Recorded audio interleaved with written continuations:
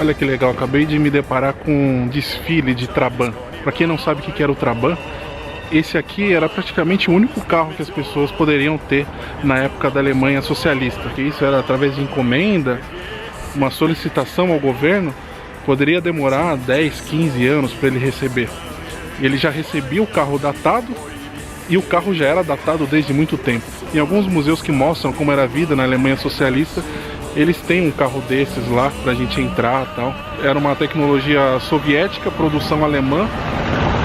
Um carro barato, poderia ser acessível para todo mundo, mas demorava muito para ser entregue. Talvez no começo a ideia até que foi boa, porque a Alemanha estava devastada, as pessoas não tinham dinheiro, era um bem de consumo não prioritário. E acontece que o carro não evoluiu, a tecnologia não foi evoluindo e acabou se tornando um símbolo dessa época, né? De boas intenções, mas nem sempre muito bem efetivadas.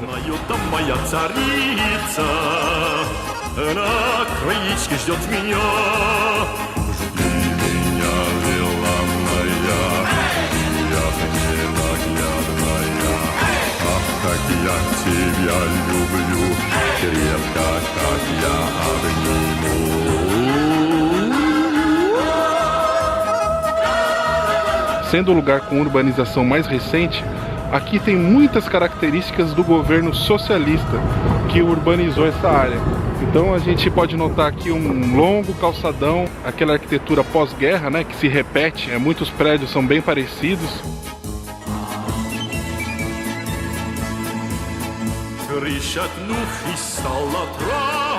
Esses edifícios, eles seguem um estilo antigo, mas foram construídos no pós-guerra. Então desse lado, esse estilo mais tradicional alemão, e aqui desse lado, o estilo dos blocos soviéticos.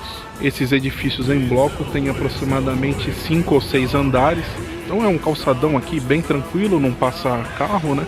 Só para pedestres, então tem 3 vias enormes. E a cidade no pós-guerra foi reconstruída primeiramente aqui. Então o centro da cidade, de certa forma, se deslocou para cá. Após a unificação da Alemanha, nos anos 90, agora a cidade já tem um equilíbrio entre seu centro antigo e o seu centro novo.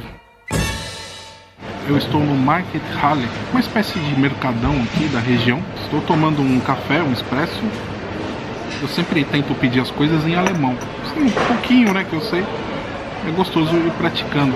Ela perguntou se eu queria o café forte ou normal. Eu pedi forte, mas não vou falar que não está muito forte não. O café não é muito forte dos alemães. Isso é mais coisa para italiano mesmo. Aqui na Alemanha, para quem conhece a Itália, é um pouquinho diferente o esquema dos cafés. Bom, e na Itália já é diferente do Brasil também, né? Mas já aproveita e já fala dos dois. Por exemplo, na Itália, se você pede o café no balcão, normalmente é um preço. Se você senta, é outro preço. Eles acrescentam uma taxa de serviço. Então, normalmente a gente toma um café no balcão, dá aquela turbinada de cafeína e já vai embora. Na Alemanha, eles te dão 2 opções quando você pede o café. Se você quer levar, eles te dão numa embalagem especial para isso.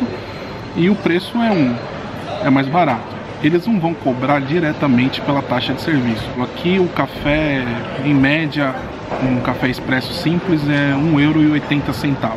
Subentende-se, o que é a regra informal é que você acrescente os 10%. Seriam 18 centavos, você já dá logo €2 e tchau. Eles não vão pedir essa taxa nem nada, mas é elegante que você já saiba que se você sentou, você vai pagar pela taxa de serviço. Melhor não fazer feio e já saber como que funcionam as coisas aqui. Tem gente que reclama, mas eu não quero pagar a taxa de serviço, não quero... Não, são regras de cada local, né? Então eu tô falando assim, tem 2 opções. Se você não quiser pagar a taxa de serviço, você não usufrua das comodidades locais. Eu estou usufruindo bastante. O café é um bom momento para uma pausa e para refrescar as ideias também, né?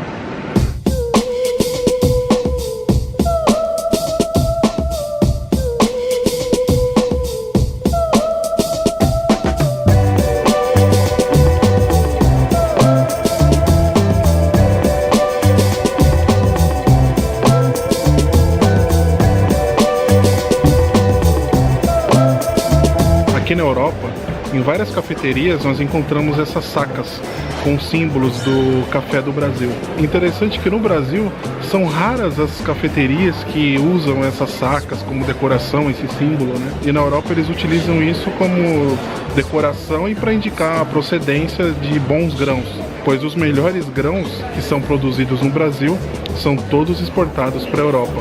Vocês viram ali no subsolo, estava no finalzinho ali de uma feirinha de antiguidades. Eu nem diria uma feirinha de antiguidades, porque tem de tudo ali. Tudo que a gente possa imaginar tem, desde objetos antigos da Deutsche Demokratische Republik. E agora eu vou dar uma voltinha aqui no próprio mercado aqui para ver o que tem de interessante. Tem até uma lavanderia aqui no mercado, aqui atrás, ó. Tem de tudo. Para quem deseja encontrar um pouco da Alemanha socialista, essa parte de cima do mercado acho que tem tudo a ver. São umas coisas assim muito antigas. Muito legal a visita ao mercado. Deu pra ver que é uma coisa deles aqui. O único estranho no ninho aqui, acho que era eu mesmo. Não tem muito turista e vale a pena. Acho muito legal visitar os mercados por onde a gente passa, principalmente esses mercados que não são turísticos, porque a gente encontra ali um pouquinho da vida deles, do cotidiano.